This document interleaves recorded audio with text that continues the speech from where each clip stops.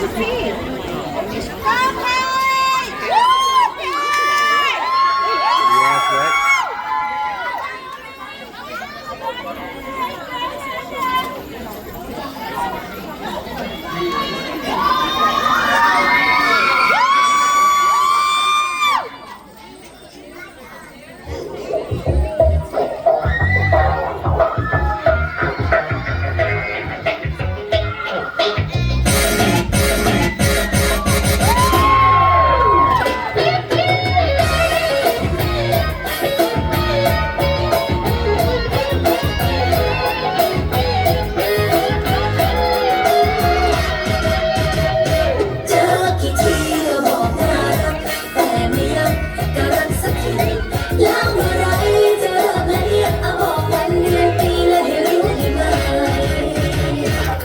เมื่อไรเธอจะโทรหา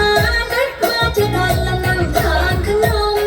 เมื่อไรเราจะลิบลมนั่งรถกินลมแล้วไปไหนด้วยกันเมื่อไรเธอจะพูดคำใหม่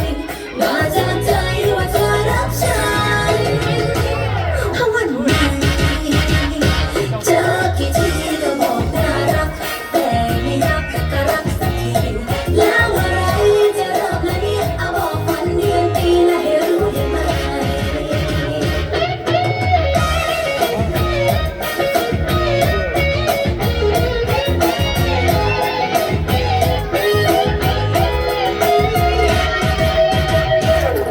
ดอกไม้สักช่อก็คงดีวันที่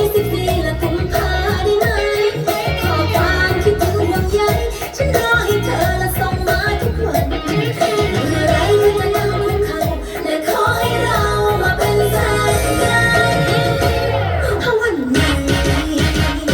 เจอกี่ทีก็บอกน่ารักแต่ไม่รักก็รักสักทีแล้วเมื่อไร